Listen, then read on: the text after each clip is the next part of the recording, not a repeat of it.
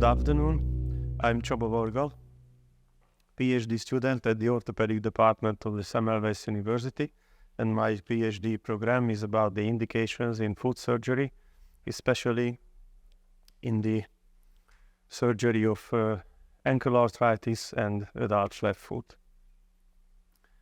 Foot and ankle surgery is not so common field in Hungary, and because of the better facilities, it has developed much more abroad than in Hungary. And I would like to see the international professional achievements widely used in the clinical practice in Hungary as well. And therefore, with my scientific work, I would like to contribute to the development of professional guidelines to make help for orthopedic surgeons with less practical experience in foot surgery to choose the right treatment protocol. The first part of our work is about the role of BMI on success rate of ankle arthroplasty procedure. And the other part of our work is the comparison of the many operative techniques in the surgical treatment of adult flat foot. The title of our first topic is to investigate the impact of BMI on success rate of ankle arthroplasty, and something about the background. The figure shows that the annual incidence of ankle arthroplasty has increased quickly in the last 20 years. And as the amount of ankle arthroplasties raises, the complication rate is increasing as well. The most important types of complications can be seen on the slide. We can divide them into local and systemic complications. Some of these complications requires revision surgery or long, heavy and expensive aftercare. The ankle arthroplasty works with a higher complication rate as the hip and knee arthroplasty. Therefore, is it crucially important to know the risk factors of complications to avoid them. There are proven prognostic factors which can lead to these complications, such as diabetes, smoking, arteriosclerosis. But what about the BMI? In a clinical practice, BMI and the high body weight is a crucial criteria in the patient selection because the negative effect of high BMI on success rate of hip and knee arthroplasty is proven, but the prognostic role of BMI on ankle arthroplasty is still unclear in the scientific literature. In general, high body weight is source of many problems in orthopedics, such as arthritis, enthesopathy, overloading joints, muscles, and tendons. So our aim was to clarify the prognostic role of BMI on success rate of ankle arthroplasty, and the clinical question is the same. Does BMI increase the rate of local systemic complications and revisions after a primary ankle arthroplasty procedure?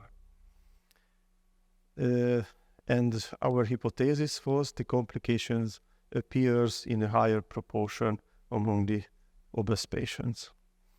We collected the articles from 3 scientific databases and made the systematic selection. And this is the forest plot of our main result about the revision rate of ankle arthroplasty according to the selected articles divided the patient into obese and non-obese groups. The random effects model shows a more than 1.5 times higher chance of revision among the obese patients, and it means that an obese patient has more than 1.5 times better chance to undergo a revision procedure after primary ankle arthroplasty. And this result is regardless of the reason of the revision, whether it is due to septic, aseptic loosening, or wound infection. Some of these articles provide subgroups with narrower BMI categories. You can see them below. And based on this, we can see that the difference appears at the first time above 30 of BMI.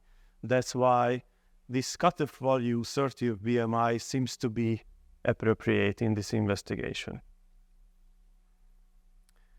We perform the analysis without polyethylene insert exchange, and this sheet is about the revision rate affected only the metal component of the implant, and you can see that the chance of revision is even higher among the obese patients.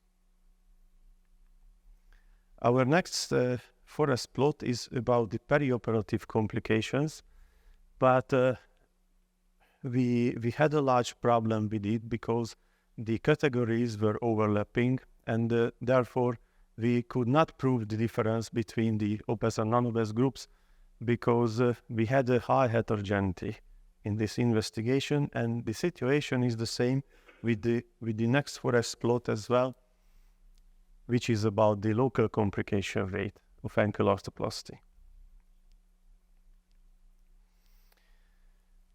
The clinical implication of our work is to predict and to avoid the complications and to help the selection of the patients.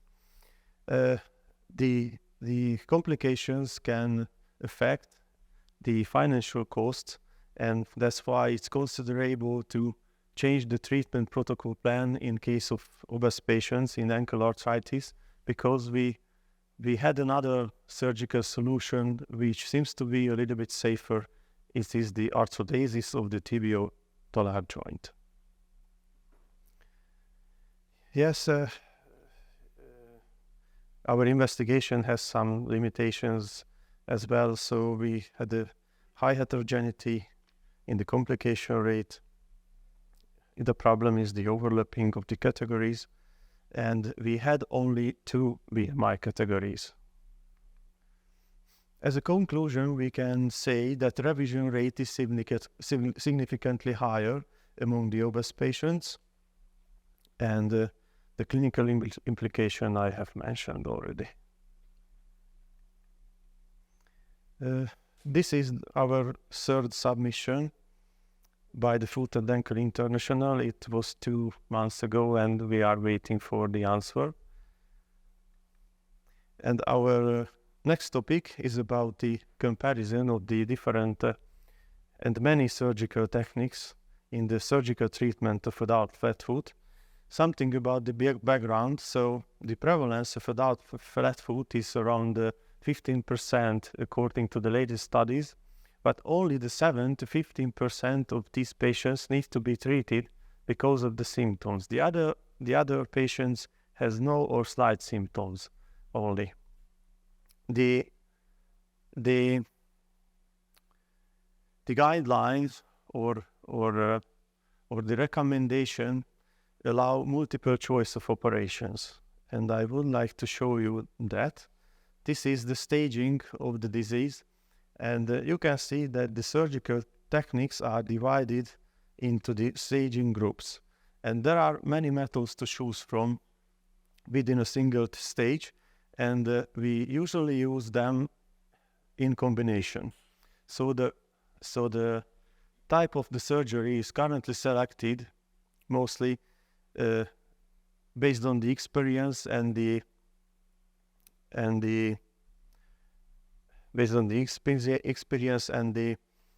individual decision of the surgeon. So the surgical solution to chosen is determined by the nature and by the elements of the deformity. And we can assume that if we get closer to the right foot shape, the results will be better, but it's not safe. In this investigation, we are interested in the patient-reported outcomes, and we would like to compare these surgical techniques from the side of the patients, and we would like to realize the potential of the surgical technique combinations in terms of the patient satisfaction in the different stages. So our clinical question is very simple: which surgical combination technique is the most effective in the different stages? And we will compare them with each other. we have a lot of articles. We made the systematic selection, and we will make the final selection and the data extraction parallel. So we have no result yet about this investigation. Again, an overview about this two project, and I would like to thank you for your attention, and I would like to close my presentation with a quote of an American computer scientist: "Simplicity is the shortest way to the solution. I like the simple rules." Thank you very much. I worry about my questions because I'm incompatible, not because I'm Varga too, because we are not relatives, but because of my high BMI. Also, I have to reveal that when I was young and I had a normal BMI, then I did lots of sports, so I have a number of ankle injuries, even knee injury. I survived somehow, but next one is coming maybe. Can we go to your second forest plot? I mean, this is the usual question. First one was the second. Any of this. So actually you have 4 studies, and in the first study there is no difference. Even the sample size is kind of reasonable. And in others 3, because one thing what the numbers show, the other thing is what the individual studies show. So is there any reason why in one study there is no difference, and in other 3 studies there are differences? Actually, this is one of the reasons why we do meta-analysis, because you just cannot make a conclusion in one study, even if everything looks fine. So do you have any comment or knowledge or yes, solution? I was thinking on it very lot, but I can assume that it's because the selection bias, maybe, because I can imagine that in this article in growth, if they involved some obese patients in the analysis, they took care about it, that they had no other risk factor next to this overweight, and thought this procedure in this way a little bit safer. Yeah. I can imagine. Yeah, but high body mass index, I know. That goes together with many other risk factors or even conditions anyway. So, but the selection bias, probably that is the one if you don't see others. And then otherwise we don't know. Csaba, congratulations. It is a nice work, especially the first one. And I think there is a very clear question, very clear answer, very clear result. Do you intend to make some sub-analysis in these groups in terms of osteoporosis, previous fractures, trauma, or something like that, which can also play in the revision rate of the primary operations? For example, necrosis of the talar bone, for example. The second is that I am a little bit afraid if I see the selection of the second topic, because it's a very broad spectrum. You mentioned here surgical solution in every stage of adult flatfoot. I think that the stages are very different and overlapping, and there are so many surgical intervention methods that it's a real difficult to make clear cut lines and so on. It's a little bit risky for me. What's your opinion? Yeah, thank you for the questions. Then, regarding to the first question, the other regarding the other risk factors, I can say that we can assume that it appeared in the same proportion in the articles in the obese and non-obese groups, and I can assume that they influence not this result in this case. I hope. And for example, regarding the necrosis of the talus, it can be an implementation, and if it's present, it means revision surgery as well. So from this term, this is involved in the analysis, I think. Regarding the second question, the adult flatfoot, yes, it's a real problem that the groups were overlapping, and it's very difficult to say clear the categories and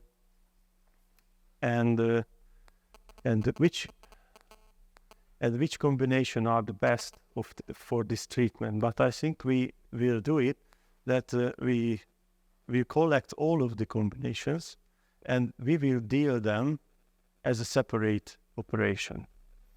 And on this way, I think we can collect the conditions and the results regarding that.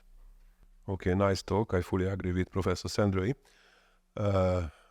We all know that the BMI somehow can influence the long-term results of total knee, total hip, even the short-term results, infections, early complications. But definitely, according to my experience within the last 10 years, the ankle is more and more influenced by BMI. Why do you think it is a big difference between the knee and hip and the ankle? Ankle is probably more influenced by BMI. Yes, thank you for the question. But we have a protecting factor in the ankle because the structure of the cartilage seems to be a little bit harder in the other joint. But I think so, yes, it's a little bit vulnerable, the ankle joint, as the others, it's true. And I think it's because the narrower soft tissue covering, for example, and the body weights added in direction of the distal on the body, and the ankle has to bear the entire weight of the body against the knee and hip joint. Do you know what how much people are obese in your practice that fall out of that range, or that would fall out of that range, percentage? I could estimate it, I think approximately 30-40%. Because we know from different countries, and I assume that also some of your studies probably came from maybe United States or from France or somewhere. I assume that some countries have a much higher incidence of obesity than we do have in, let's say, in Central Europe, and thus probably much more in average, let's say in average, but in mean. Well, but I would say that also influencing heavily the outcomes, because obesity automatically comes with hyperglycemia, comes with insufficient blood levels of increasing the risk factors, especially for infection. So I would say, if you're very fair, you would add on saying that obesity itself, it's a problem. However, in addition, with other factors like probably like smoking, and I know many ankle surgeons don't like to operate on people who are smoking, and it adds on. So I think this is one of the factors, and it might be interesting for you for the future work also to include the other sub-factors to see really about, like we did in total joint arthroplasty, really looking at HB and AA1 levels in the future, and really raise some kind of awareness score to see which patients, not only obese patients, but also subgroups, would be eligible for, or better eligible for, total ankle arthroplasty.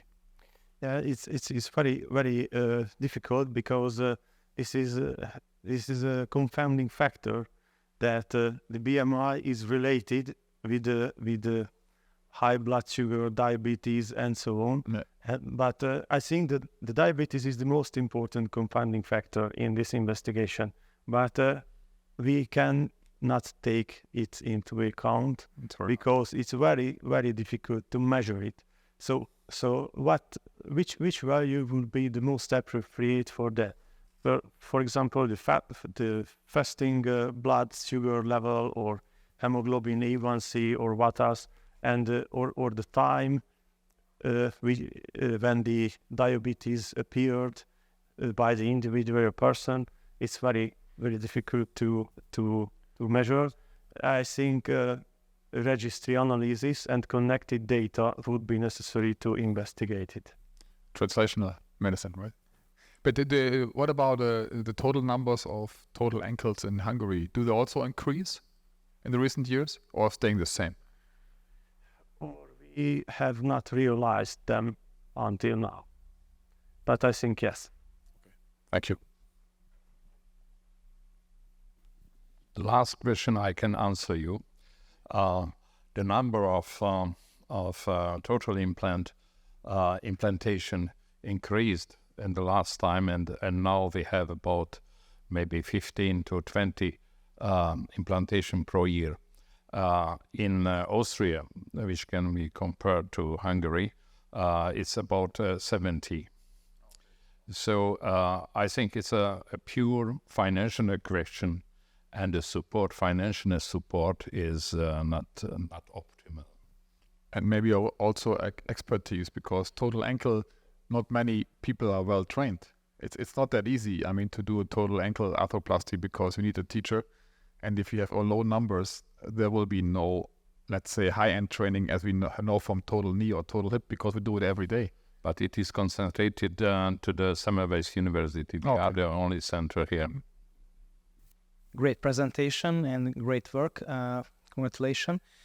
My question is that in this study, the body mass index was the main question. And my question is that these articles, did they mention that were these total ankle arthroplasties due to primary or secondary arthrosis? Because the secondary arthrosis in the ankle due to post-traumatic secondary arthrosis is much higher in numbers than the primary idiopathic arthrosis in the ankle. So my question is that were these articles mention that the origin, so primary or secondary in arthrosis itself? Thank you. Thank you for the question. First of all, we have to say that your question is regarding with the etiology, and the 70% of the etiology is the post-traumatic cases, and all of the arthroplasty procedures which was mentioned in these articles were primary ankle arthroplasty. But I know the proportion of the etiology factors among them, but I think as I mentioned, the majority of this was the post-traumatic arthritis of the tibiotalar joint. I was happy that I see the prediction intervals on your plots. Could you tell us what the prediction interval show us? Why is it important? Yeah, I know not so much about the statistics, but I think the prediction interval is that if we would examine a new study, we could expect the result in this range based on the previous analysis. Okay, and it shows how good is our summary effect as well. Yeah. Okay. Thank you.